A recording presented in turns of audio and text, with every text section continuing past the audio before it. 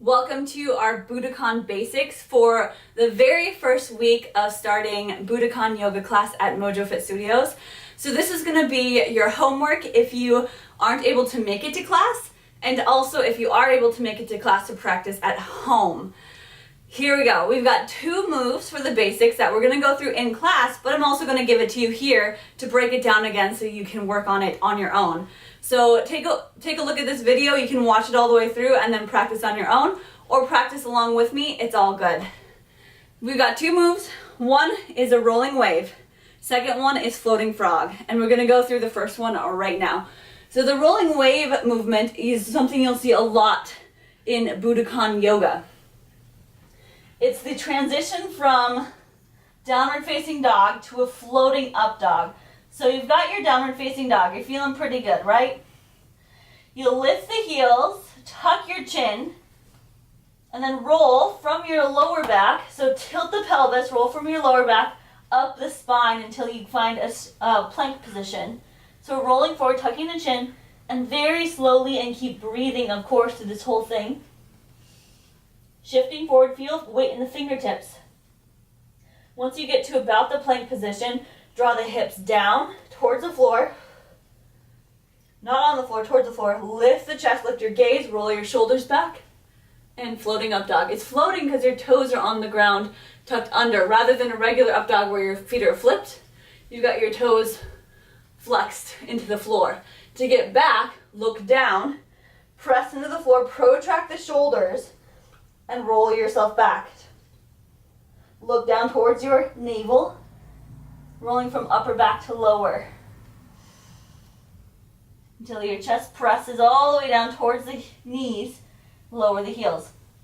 Now we'll do that once more, and I'll break it down into a couple movements if this isn't quite comfortable yet. Lift the heels, tuck your chin, spinal roll forward slowly to a floating up dog position. Gaze is forward.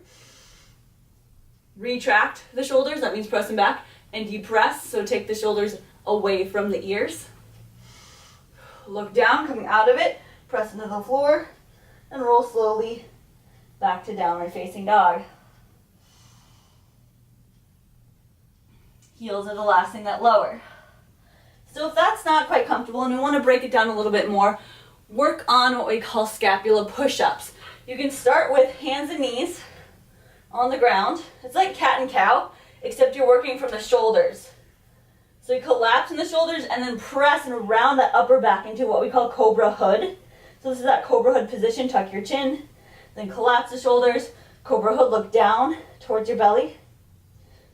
Try that a few times, and then try that in plank pose. Same thing, protract, which is what we want, retract, not what we want, the collapse. Protract, retract.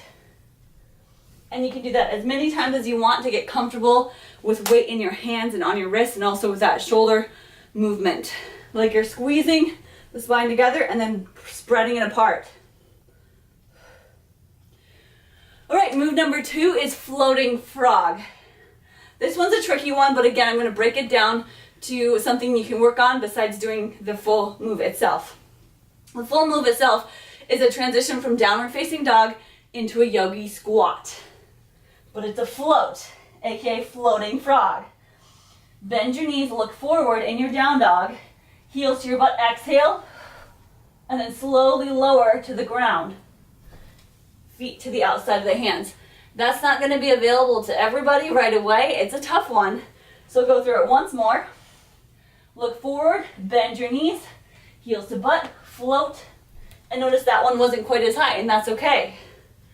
So things to work on for that is just simply doing it like 1,000 times. Okay, not 1,000, but if you just jumping forward, getting used to your squat, step back, jump forward, you can take it low, step back, jump back. Another thing you can do is bend your knees, come up into a squat handstand hold, and land as soft as you can. Back and down dog. Hold, down, and it might even be more of a butt kick. Again, getting weight into the hands and getting used to a little bit of hang time. Got it? Awesome. So those are your two moves. Rolling wave and floating frog. Go ahead and practice. You can practice before class, during class, after class. And I hope to see you in class on Wednesdays at 5:30 and Fridays at 4:30 at Mojo Fit Studios. I'll post a link where you can sign up in the description. Otherwise, you can check more of me out at ashesyoga.com. And have a super awesome day. Bye.